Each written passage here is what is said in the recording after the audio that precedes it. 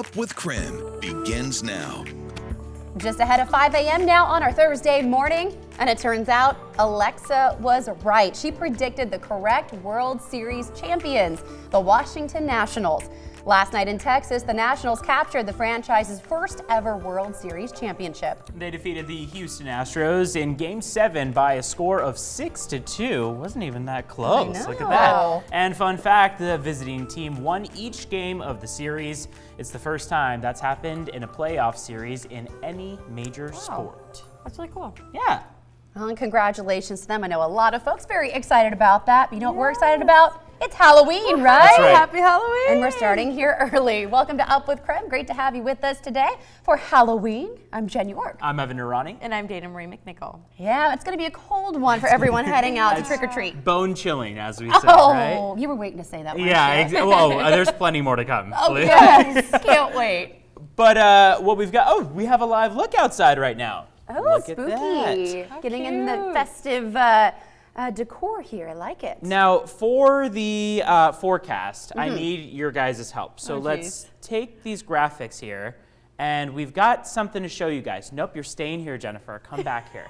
So what we've got is, take a look at WSI. We'll throw this up on here. I want to have the two of them help me out with this. Oh, this guy? Yeah, this guy. Are you doing it? He's doing like I think it's a little bit more of like a, You like gotta be a little more stiff, I guess. And he does a little like rockin' while he does it. Okay. I mean, please tell me those are your actual dance moves. Okay, get out of here now. You can leave. Thanks, Evan. Okay. Oh my God. 5, 7, and 9 p.m. as you're headed out the door. 39 degrees. It's a cold one, as we said. That's really the main idea. The good part of the forecast is that we stay dry today. So we've got maybe partly cloudy skies in the afternoon, increasing clouds through the morning. Those clouds clear out by the nighttime. 39 by 5 p.m. 7 p.m. we're talking 34 degrees. We dip below freezing after 8 p.m. By 9, we'll be likely in the upper 20s. So it's going to be a cold one out there for sure. Air quality right now in the moderate range. We've had pretty dry conditions out there, a lack of wind, air stagnation. We've also had temperature inversions. All of those things keep pollutants trapped near the surface. That keeps us in the moderate range for air quality today, moving even toward unhealthy for some groups. So we'll keep tabs on that. Outside as you kick off your Halloween morning, 20s for the most part. We're at least warmer than what we saw the last couple mornings with teens and single digits. We've gained a lot on that sense. So right now, 28 degrees in Wenatchee, 26 in Spokane, and 32 in Pullman. These temperatures overall are nearing average, but still a little bit below average. And remember, for the latest on all of these freezing temperatures that we're seeing now, as well as your full Halloween forecast, you can download the new KREM 2 app. Jen? All right, Evan, thank you. It is coming up on 5:03 now. Spokane police released body camera footage from a controversial arrest back in February. It shows guns drawn and a canine attack. KREM 2's Nicole Hernandez is joining us now live in the newsroom with more on what that video shows. Good morning. Good morning, Jen. Now, the video we're about to show you may be graphic to some viewers. Some language and violent footage has been removed. The body camera video starts after 28-year-old Lucas Ellerman led police on a car chase. Police blocked him into this snowbank, then went to arrest him. Before the arrest, police knew about Ellerman's list of felony convictions and had reason to believe he was armed and dangerous. But after the arrest, complaints were filed that it was excessively violent. As you can see, officers smashed in Ellerman's windows, pointed their guns at him, screamed profanities, and told the canine to attack him. Were they acceptable in the sense of how we want our officers to act? No. But from a standpoint of law, he wasn't doing this with the intent to intimidate or harass. He was doing this with the intent to de-escalate and not have this subject provoke him into deploying deadly force. Spokane police did an internal affairs investigation of the arrest. They found that canine officer Dan Lesser did violate policy when he didn't start his body camera footage at the beginning of the chase. He also violated policy with the language he used during the arrest. Officer Mark Brownell also violated body camera policy, but none of the officers were violating policy by pointing their guns at Ellerman. Spokane Police Chief Craig Meidel said that they will be deciding canine officer Lesser's consequences at some point this week. In the newsroom, I'm Nicole Hernandez. Nicole, thank you so much. Well, this morning we are tracking the air quality in North Idaho. Right now, the air quality at the Kootenai Tribe area in Bonner County is unhealthy for sensitive groups. And in Coeur d'Alene, St. Mary's, and Pinehurst, it is moderate. Spokane is experiencing moderate air quality. We'll continue to keep you updated with the air quality all morning long. Negotiations continue between Sacred Heart Providence Hospital and the Washington State Nurses Association. Yesterday, Sacred Heart leaders requested more bargaining time with the nurses union to try and prevent a strike. This is after mediation talks failed. If nurses and workers at Sacred Heart go on strike, the hospital could have to fill several positions while negotiations continue. This morning, we do want to remind you to send in your ballots for the Washington general election. Ballots are due next Tuesday, November 5th.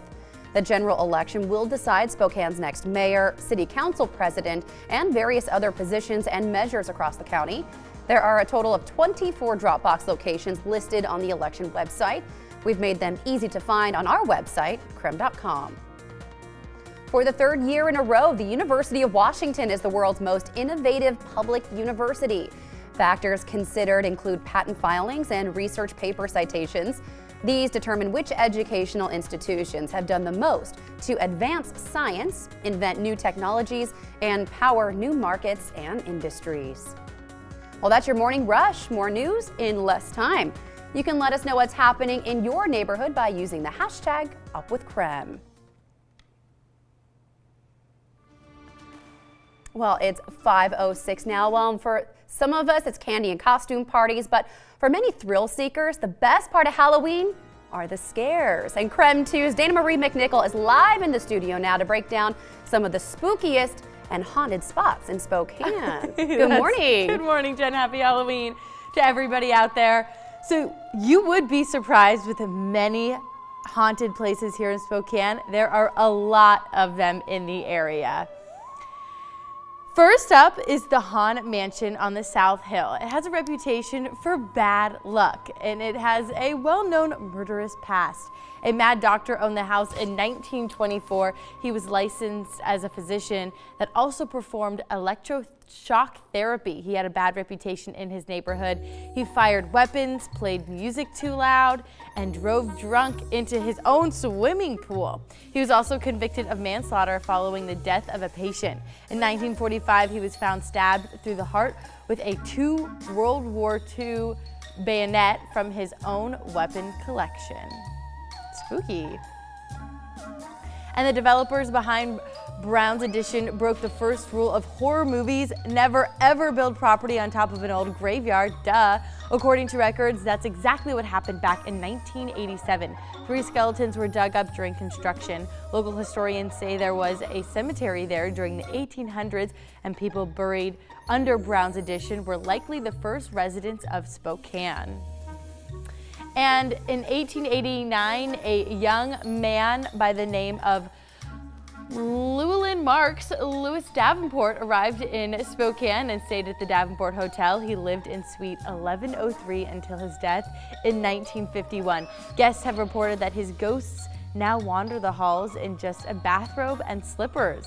Ooh, if anyone has seen this ghost, post on Up with KREM. I'd love to hear about it. And if you're looking for some of the most haunted places in Spokane, the 1,000 Steps at Greenwood Cemetery is one you need to check off your bucket list. The steps lie underneath Spokane's oldest public burial site. In the 1900s, the Great Northern Railroad Company constructed a railroad beneath the graveyard. The tracks were removed in the 70s, and kids used to travel through the tunnel for a good scare. The entrances are now blocked, but the tunnel is still there. And what is arguably the most haunted location on the Palouse received some national attention this year when it was featured on an episode of Ghost Adventures. Colfax's St. Ignatius Hospital has been abandoned for some time and is a popular destination for thrill seekers and paranormal enthusiasts. Ghost tours have come to halt because the building is now under new management. And it may be the region's most infamous haunted house. Monahan Mansion, or the Music Mansion on Gonzaga's campus, has come under scrutiny for instances of organs playing by itself and the furniture moving, among other paranormal occurrences. And there was actually an exorcism there in the 1970s. So a little bit of fun fact, I've actually played piano in this haunted house in the basement. There it is. There's the basement I would have to walk down every single day to go play piano. Oh, there's my piano. Anyway, it always spooked me every single time, hoping that the piano wouldn't move when I was playing it. So scary, and all these places are sure to bring the spooky to you this Halloween. And if you have any stories about these places, if we didn't mention anything about a favorite haunted spot, message us on KREM, Up with KREM on our Facebook page. We'd love to have this conversation this morning. Jen, can you believe how many haunted spots are in Spokane? Oh, I'd believe it. Being an industrial town, and I've actually been on a few haunted tours here in Spokane. Really? Oh my Yeah. goodness, that sounds actually a lot of fun. Spokane's history is very rich, we'll say that. My goodness. All right, Dana Marie, thank you so much getting us in the Halloween spirit this morning. Well, with Halloween falling on a school day, many parents and students question if there really should be school the following day. Well, some parents say trick-or-treating on a school night often leaves kids tired the next day. And this morning we're asking you, should Halloween be on the weekend permanently? You can vote in the new KREM 2 mobile app. Petitions started at 2 schools in Florida to cancel classes the day after Halloween. One of the petitions included a comment saying, "I do not want to go to school right after consuming 50 pounds of candy." Oh, your teeth probably won't like that either. But the petition does have more than 19,000 signatures. School leaders responded saying the yearly school calendar is set well in advance and school cannot be closed on a short notice. And they also mentioned that nurses will be available to help students with any candy-related ailments. Yep, you got to limit your sugar intake, I suppose. I don't understand how it's short notice. We knew what day Halloween was going to be on years ago.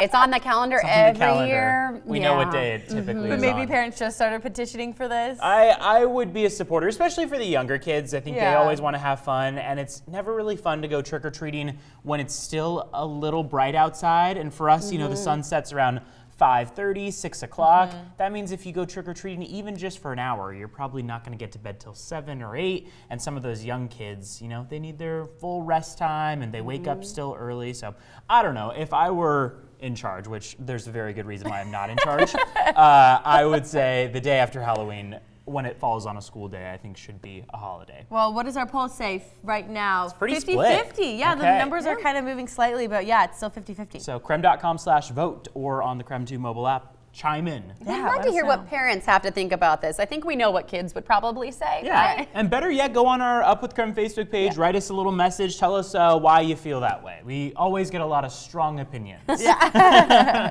All right, it is 5:12 now on our Thursday morning. Well, one of the most iconic Halloween candies ever first went by the name Chicken Feed. This morning we are taking a look back 100 years ago when it was first created. And perhaps the biggest collection of Gonzaga memorabilia is getting a new home. Coming up at 6, the next chapter for the Calico Kitchen.